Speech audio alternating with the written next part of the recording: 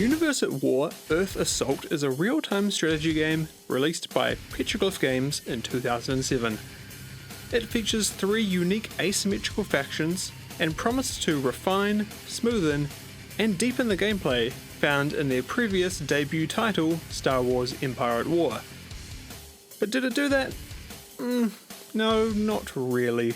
Empire at War is a much better game than Universe at War, but that's not to say that there are no redeeming qualities about Universe at War, because there are.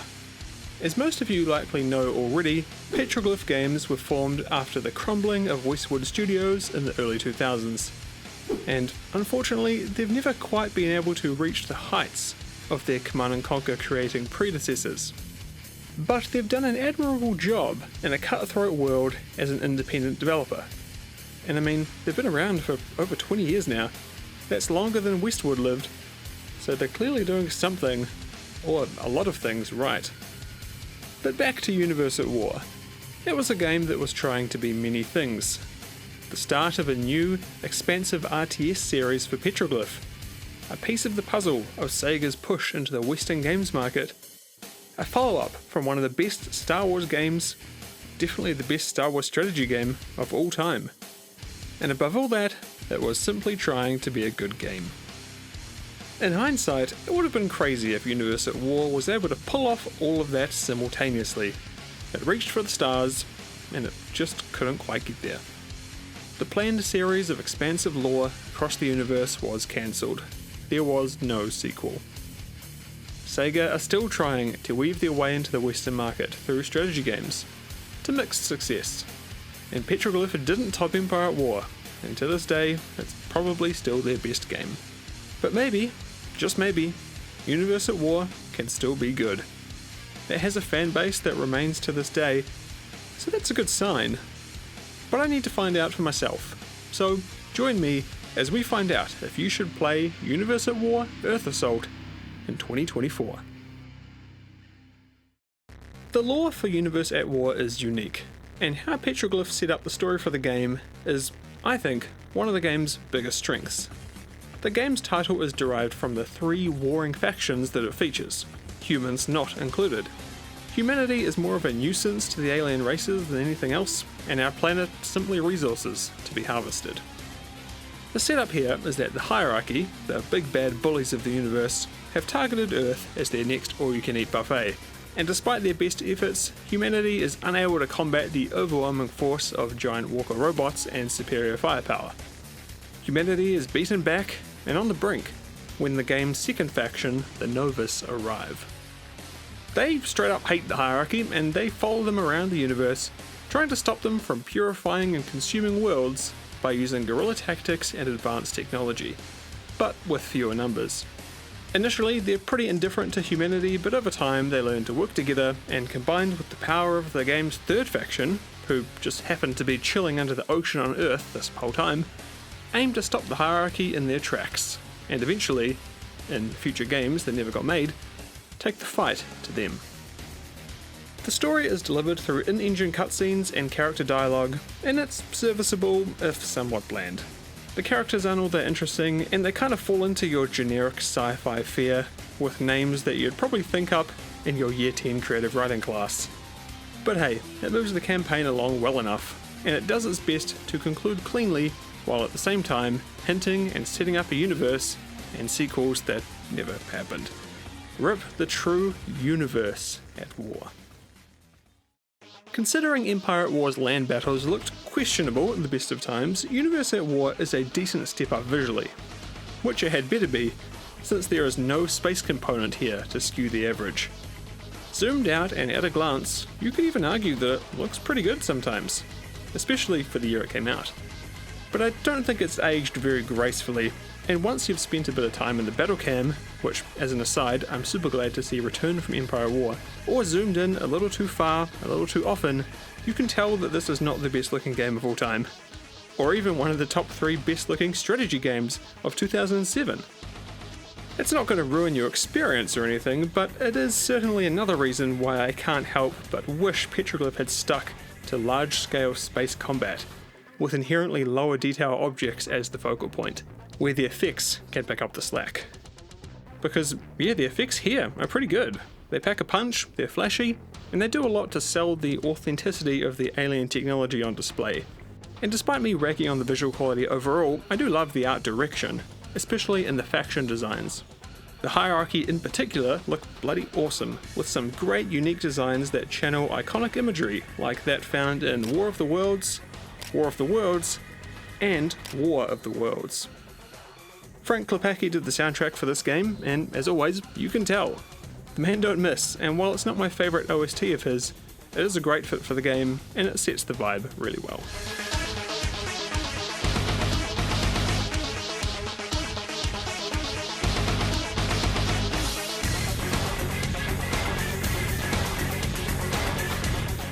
Universe at War's gameplay is frighteningly reminiscent of Empire at War, so much so that it kind of caught me off guard the first time I played it. Unfortunately, the foundations are based on kind of the worst part of Empire at War, the land battles, though thankfully it does inherit some cool mechanics from the space side of things as well. But it does leave me wondering why this isn't a space game, capitalising on the best parts of Petroglyph's outing with Star Wars, but more on that later. Universe at War is a pretty traditional RTS, all things considered. It's fairly fast-paced, and while you are building bases and doing research, there's not a lot of depth to its systems, and you won't be turtling like you could in something like Age of Empires. It's more in the style of, say, Company of Heroes. You build up your base from a small selection of buildings, work through some light research paths, then deploy your units and destroy the enemy. It's nothing groundbreaking, and because resources are abundant, there's not a lot of decision making to do around your base development. Those resources, by the way, are the human settlements, and oftentimes inhabitants, that occupy the map. Despite taking place on Earth, here humanity is reduced to mere fuel for the alien war machines. Thankfully though, the game remains interesting because of its faction designs, and the asymmetry between them. Like their unique visual styles, their mechanics keep them distinct, and help to offset the fact that the core systems of Universe at War are actually pretty simple. The standout is absolutely the hierarchy. The other two factions share some elements, but the game's main antagonists throw everything out the window. Once they've summoned their huge walkers, they act as both weapons platforms and production facilities, while smaller drones collect resources and build the hierarchy's very limited selection of buildings. Playing as them is fun because of the inherent risk-reward involved with how they operate. Yes, their walkers are huge, tough, and can spew out units inside of enemy territory, but losing a fully upgraded one is a massive hit to your capability, and it can take a while to get a replacement called in, upgraded, and back to the position it went down in. And for balance reasons, you can only have a certain amount of them at any one time. They are offered a reprieve in their hero units though, which can be summoned after performing the prerequisite research. These guys are tough and they pack some serious artillery for their size, meaning you might be able to be a bit more cautious with your precious walkers in risky scenarios. Summoning powerful heroes isn't exclusive though, and both the Novus and Mazzari can call in their own selection of death-dealing deviants. The former are the most traditionally styled RTS faction. You can upgrade their buildings, build defences, and train powerful armies of a range of unit types for whatever situation you can dream of. Their unique mechanic comes in their flow generators, which allows their units and heroes to nearly instantly travel from one part of the map to any other, providing that there's a path of flow generators to get them there. The Mazzari also have their roots in traditional RTS, but they do stray with how they operate. While they're the only faction that can generate resources, meaning they don't need to spread out further and further to harvest them, they also have a mechanic that allows them to switch between two different modes, light and dark. Each mode changes the behaviour and stats of certain units, so you're often changing between them on the fly to suit the situation.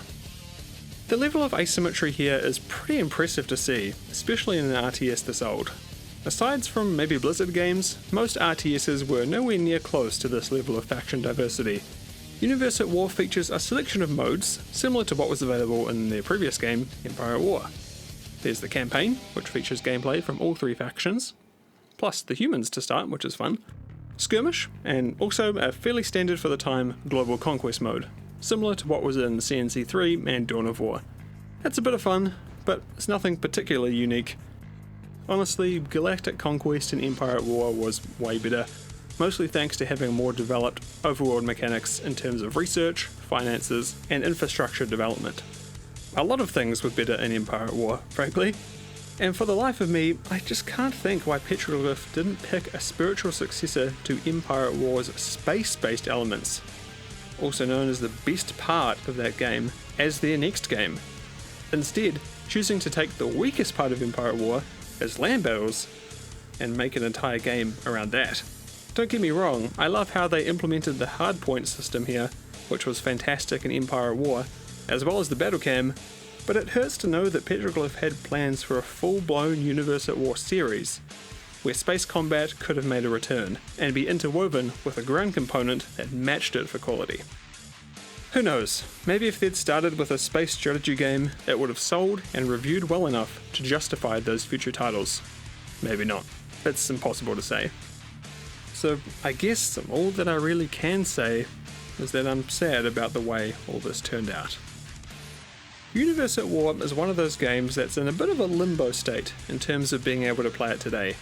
It can be done, don't get me wrong, but it isn't as simple as many of its counterparts released around the same time, like Empire at War or Supreme Commander. And that is because of one simple thing. The old favourite, Games for Windows Live. If you remember, Games for Windows Live was a service that Microsoft was pushing pretty hard in the late 2000s and early 2010s. And there were a ton of big games that were using the service. Halo 2, Grand Theft Auto 4, Age of Empires Online, and many more. It was never a platform that was very well liked, and when Microsoft pulled the plug on it around 10 years in, it became even more despised. Because all the games that used the service for their multiplayer systems suddenly became unsupported. Some developers managed to port their multiplayer to Steamworks, or other services, but a lot were pulled from sale permanently because of the closure of the game's Windows Live marketplace, Universe at War included. And as such, still to this day, Universe at War is unable to be bought digitally, because Sega presumably didn't want to invest the resources into making it work again.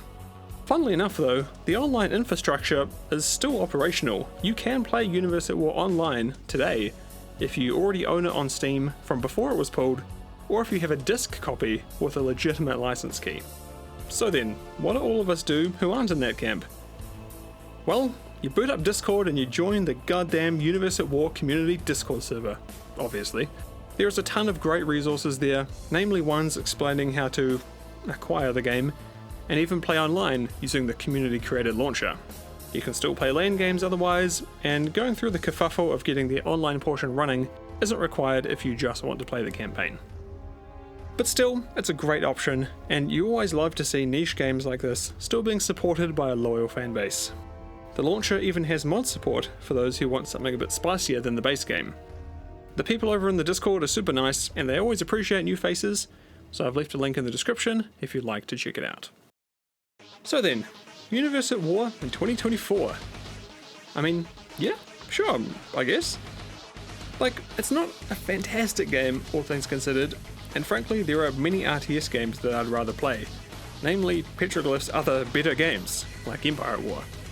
But it does bring some unique stuff to the table, particularly the distinctive story setup and the massive walking robots of the hierarchy, who play differently to almost every other RTS faction that I've encountered. I do respect what Petroglyph were trying to do here, and for the 2000s they really were pushing the boat out in terms of faction diversity compared to most other RTS games. But at least for me, at the end of the day, it doesn't really have that X factor that makes me want to come back and play it again and again. If you've got some particular nostalgia or interest in playing it though, then you can do so without much hassle, thanks to the community that still surrounds it and supports it to this day. And I always love to see that, even for a game that isn't really my cup of tea. So thanks so much for watching. If you enjoyed this video, consider dropping a like or subscribing, because it helps me out a lot. And if you want to go even further, then you can support me on Patreon or via YouTube memberships.